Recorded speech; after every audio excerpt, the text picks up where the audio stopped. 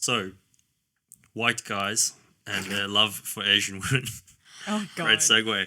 What are the thoughts, being both women off? Do you want to take this first or do you want me to take this first? Go first. I feel like... What are you seeing and how do you analyze Let me just take a sip of water. Yeah, I definitely know quite a few people who just are very obsessed with Asian women. Call it yellow. Have you asked them what it is about it?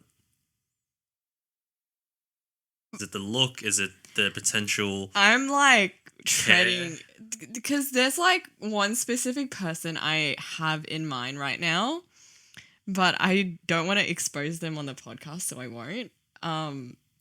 But like for me, I think it's like an identity crisis for them in a way. And I feel like cut that out. No, I feel like without any context, it sounds really weird. I think it's just more like they grew up surrounded by a lot of Asian people. So I think that's their preference. But then it's like if you tease them like, haha, do you have yellow fever? They get really triggered and defensive. Like, okay. Well, I always find it's like always the people who like can't laugh about it are the ones that you know for sure just have like a mad obsession with Asians. And then also like, I don't know about you, but like, you know, sometimes you download a dating app and it's like the first thing you see is hello, my Oriental princess. And it's an immediate ick and just...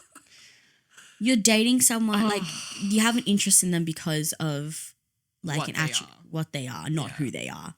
I feel like for them it's very surface level. Like that's the only reason why you're attracted towards like white men would be attracted towards Asians, like because they're that. So it's a power dynamic. It is. I feel like growing up as like... See, this is what I want to hear. Like an Asian daughter, you learnt to like... I feel like it's very traditional of Asian mothers to like, you're very quiet, you follow the rules, you have to be very submissive in a way. And I feel like that's what is appealing to them sometimes. From my experience, I feel like that's what is appealing about us sometimes. We just sit there in silence and suffer in silence. For because real. It's very much a generational thing growing up as an Asian daughter. Like you stay at home, you cook clean, you're not outspoken, I feel like. Which is honestly, it's so funny that like people like yellow fever white guys have that impression because it's like, have you ever met a tiger mother? Like it's like they're quiet, like Asian women are quiet until we're married and then it's just tiger mother.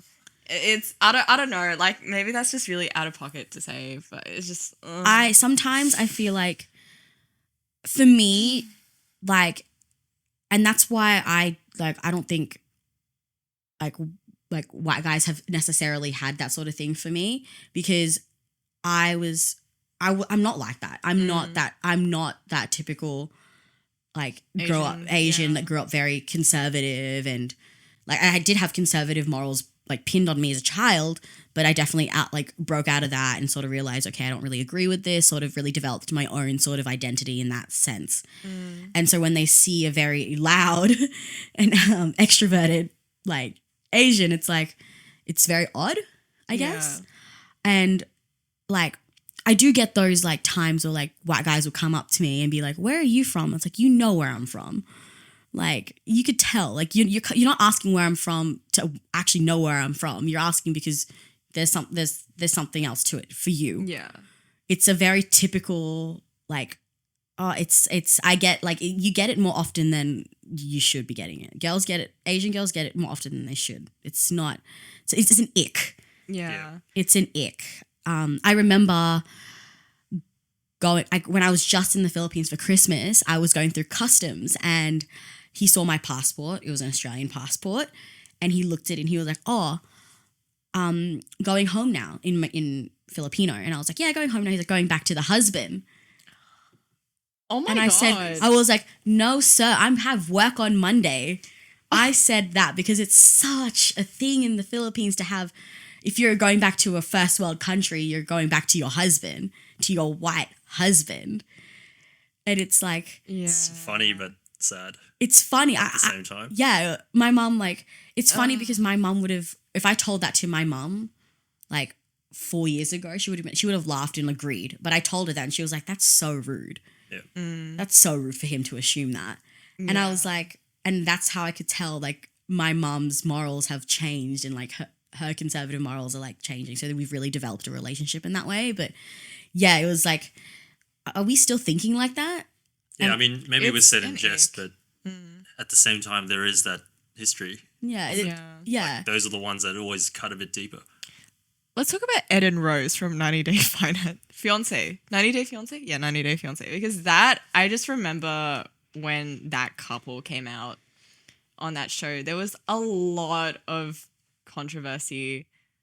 And I think it definitely opened up like a discussion of like, honestly, that whole show is just based on the premise of like having a partner in like a first world country. And then also like, and then like the other side is like someone who lives in like a third world country and they're trying to like get into the US or okay, so I definitely know, we can definitely touch on that, because in the like back then, obviously it's like the male's a provider, but if the like, so back then I guess the way you could get out of this very like poverty stricken lifestyle is to find a white male to take you out of that situation. That's how back then, that's how females thought it was the way to escape this sort of lifestyle, is to find a white male in a first world country to take you out of that. And I feel like because that was so engraved in what women could do, because back then obviously they weren't going to work full time, they weren't going to be the providers. So it's like, and obviously when you growing up as an Asian daughter, you're learned to be like submissive and like just follow the rules. So I guess in a way it's like, I feel like the reason that it's like women, like I guess it's frowned upon because it's like, oh, like they're just doing it to get out, like just to like get a white man to take them out. But it's like, I don't think people understand that that was the only way people knew how to get out of that sort of lifestyle. They don't really talk about like like that was their only way to do it, and they didn't really have a choice. Even if like I've seen like people get like abused by their white husband and stuff like that, because and they would just take it because they didn't know that there was another option. So I think yes, it's there's a negative side to like, oh, they just want to be taken out of that situation. They're just like, because they're using their yellow fever to leave. But then you need to think about how like they're not it's a fight or flight. It was a survival thing for them. And I don't think people shine their light on that sort of situation as well. You know, that kind of just brings, like, it's kind of just hit me. General question to both of you, I guess. Do you think it's an Asian thing to marry for love or to marry for your future? I think traditionally it was definitely for your future. Yeah, I agree. Again, the gross stereotype is that an Asian man is pretty solid. He'll work, he'll study, and he will get you to where you need to be as a family. Because even just like thinking about, you know, like my mom and like how she's kind of pushed the idea on me of like, you should find a white guy because like a white man has like, they have the right manners, they have the right education, they have the right values. That's like who you should be marrying for your benefit. And then even just thinking about like, you know, I guess like if I'm watching like TV shows or like reality shows or whatnot, like people are always, or even like when I'm thinking about what I look for in a partner, I'm also thinking about like this, and it's not always about like how I connect with a person, but more so about like who and what they are. Because I am keeping my future in mind as well. Like obviously love is important. It like for me both is important, but I think like I agree traditionally it's more for your future. And even just like my mom as well, she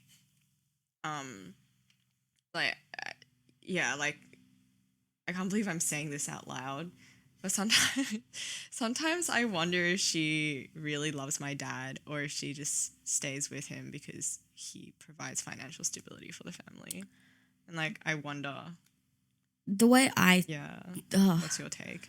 My take on marrying is I marry as a bonus in my life, I guess. Because I've grown up taking care of myself. So if I want to pave the future with myself, I'll do it myself. If someone comes along, sure. Like I feel like if the right person does come along and like is able to, like, we're able to sort out our future together, it's great. I think that back then you were definitely marrying to, because it was very standard, get married, mid-20s, have Like, kids before it's a 30. milestone. It's a very big milestone. Whereas for me, it's like, if I were to really see you as my partner, I should be able to see you a future with you and without you. The reason I say that is because I've grown up taking care of myself. And for example, if a relationship doesn't work out, I need to be able to function on my own. And sometimes people, there's like this idea of like dependency, codependency and stuff like that. And we like, there's definitely a whole other tangent we can go on about that as well. But I think that like, if I were to make that milestone, get married, it would be at a place where I know that I can, like, I'm okay myself. Like, I'm financially stable, on the right path to take care of myself, because I would want to focus on that relationship and not trying to build myself up and figure out where I'm at, I guess. And I feel like that's just a personal preference, because I feel like I've just grown up having to, it was a fight or flight. So it's like, if I really, really, really want to invest in you and like have a future with you, I would want to focus on that and not have to think about the other stresses of like trying to get through life. Yeah.